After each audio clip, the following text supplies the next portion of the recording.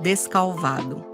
Numa cidade do interior paulista, em 10 de maio de 1903, nascia Vital Fernandes da Silva, mais conhecido como Inhoto-Tico, que se tornaria o maior humorista da era do ouro do rádio brasileiro. Foi o sexto dos 10 filhos de Adelina Mandelli e João Fernandes da Silva, e quando pequeno, era chamado de Totó. Aos 4 anos de idade, já acompanhava o conjunto musical de seu pai, imitando equilibristas e outros truques circenses.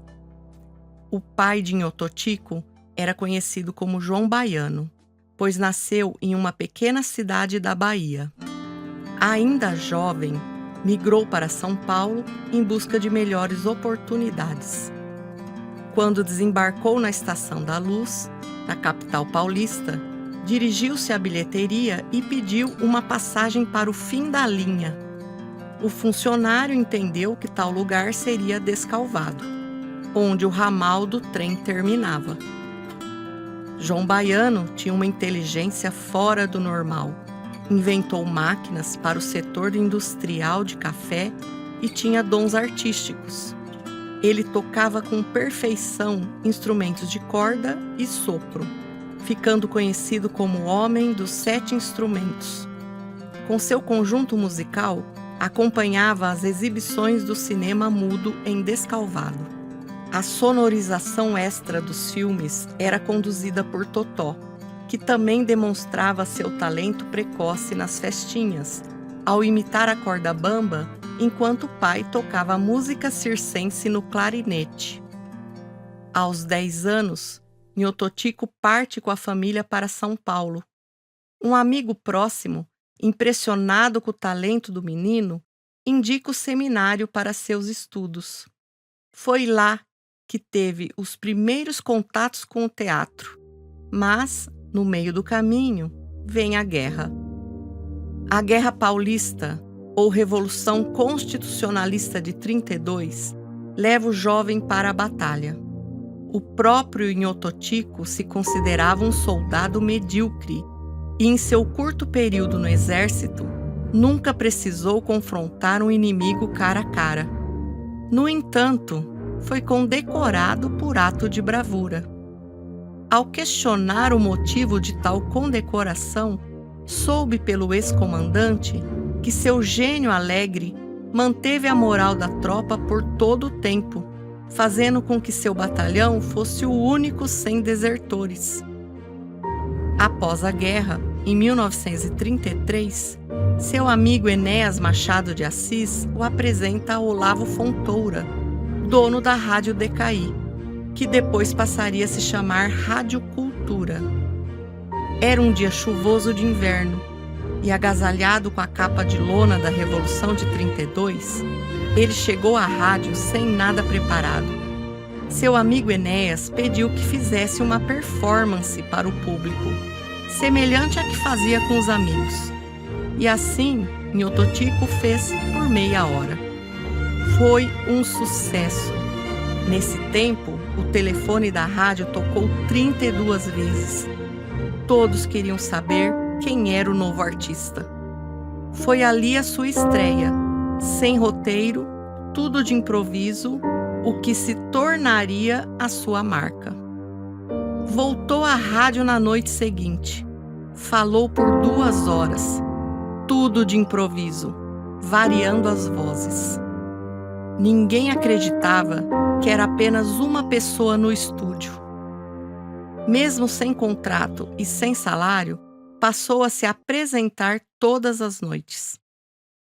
Após alguns meses, começou a sentir os efeitos do excesso de trabalho. Inhoto-Tico fazia jornada tripla.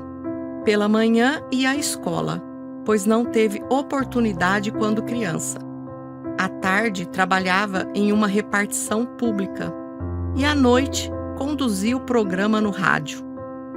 Pensou em desistir, já que não era remunerado, mas lhe ofereceram 600 mil réis mensais para que continuasse com os programas. Para a época, era um bom salário, frente à sua falta de recursos. Em seu primeiro ano de rádio, Nhô Totico criou o programa A Vila do Arrelia, cuja personagem principal era a Dona Caropita, filha de italianos e obcecada pelo desejo de encontrar um marido. O sucesso foi tão estrondoso que o bordão da personagem Caropita, cajado a sorteiro, vira moda em São Paulo. O pai inflexível de Caropita era Beppo Spacatuto. Os outros personagens eram o motorista de praça Sakamoto Kurakami, o negociante de tecidos Salim Kemal Fizeu, o português Manuel e o nordestino 39. Todos esses reaparecem em outro programa como pais das crianças na escolinha de Dona Olinda. Certo dia, antes de entrar no estúdio, Totico encontra Marcelino de Carvalho, um dos diretores da Rádio Record onde trabalhava. Ele pede a Totico um programa especial para crianças e dá como exemplo o futebol. Nhô Totico fica furioso, dizendo que não faria nada sobre esse esporte, pois acreditava que o futebol envolvia muito fanatismo e para ele as crianças precisavam de mais estudo. A campainha do estúdio toca e Nhô Totico entra ao vivo, criando ali de improviso a escolinha de Dona Olinda. Nhô Totico usou e abusou do seu maior poder, o improviso. Dona Olinda era uma professora com as mesmas dificuldades dos professores atuais: baixo salário e muito trabalho, mas exercia sua profissão com muito amor e dedicação. Seus alunos eram Minguinho, o menino da cidade, estudioso e filhinho de papai; Mingau, descendente de italianos e torcedor do Palmeiras; Mingote, descendente de nordestinos, teimoso e valentão; Jorginho, descendente de turcos; Manuel, o filho do português; Sebastião, o caipira; e Soco, descendente de japoneses. A escolinha tinha ainda seu Joaquim, que era o monitor dos alunos. A escolinha de Dona Olinda foi o programa de maior audiência da época. Depois surgiram diversos outros inspirados nele, como a escolinha do professor Raimundo, de Chico Anísio, na TV Globo, e a escolinha do Golias, de Ronald Golias, na TV Record. Muita gente acreditava que atores diferentes faziam a escolinha, mas todas as vozes eram feitas por Nhô Totico, que também fazia sonoplastia, tocando um piano, mexendo objetos ou com a própria voz. Os programas de Nhô Totico eram como os programas de auditório na TV de hoje em dia, mas transmitidos pelo sistema radiofônico. Suas apresentações eram lotadas e havia muita interação com o público. Em 1940, a revista norte-americana National Geographic o destacou como a figura mais importante do rádio brasileiro. Quando a estrela internacional Carmen Miranda visitava o Brasil, era Nhô Totico quem apresentava seus shows. O famoso escritor Monteiro Lobato era seu amigo e fez referências sobre Totico em seu livro Mundo da Lua e Miscelânea. Nhô Totico também usava seu programa e popularidade para fazer campanhas solidárias e ajudar quem precisava. Hospitais, bibliotecas, sanatórios, orfanatos e outras instituições eram beneficiadas. Recebia milhares de cartas e tentava atender a todos os pedidos que podia.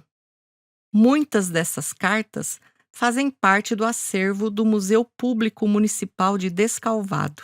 Quando retorna para a Rádio Cultura, começa a apresentar os seus programas em diversas cidades pelo país. Em 1941, é recepcionado no aeroporto de Santos Dumont, no Rio de Janeiro, por milhares de pessoas. Em 1950, recebe o Prêmio Roquete Pinto, o maior Prêmio do Rádio Brasileiro, na categoria Melhor Humorista Brasileiro. Em 1962, trabalhando na Rádio América, Nhô Totico resolve encerrar sua carreira. Diferente de outros, não quis migrar para a televisão, que nessa época já era tão popular quanto o rádio. Depois de quase 30 anos de sucesso, atuando na chamada Era do Ouro do rádio, Nhô Totico foi convencido a voltar aos meios de comunicação em 1983. E sua volta aconteceu na TV. Nhô Totico foi contratado pela Rede Globo para atuar ao lado de Rolando Boldrin no programa Som Brasil. Por algum tempo, foi possível ver Nhô Totico imitando e contando seus causos, mesmo aos 80 anos. Ainda assim, Nhô Totico não gostava dessa situação. Considerava que a graça estava em ouvir as personagens pelo rádio e imaginar como seriam. Vital Fernandes da Silva, o Nhô Totico, faleceu em São Paulo no dia 4 de abril de 1996, aos 92 anos, nos deixando um legado de talento, humanidade e alegria.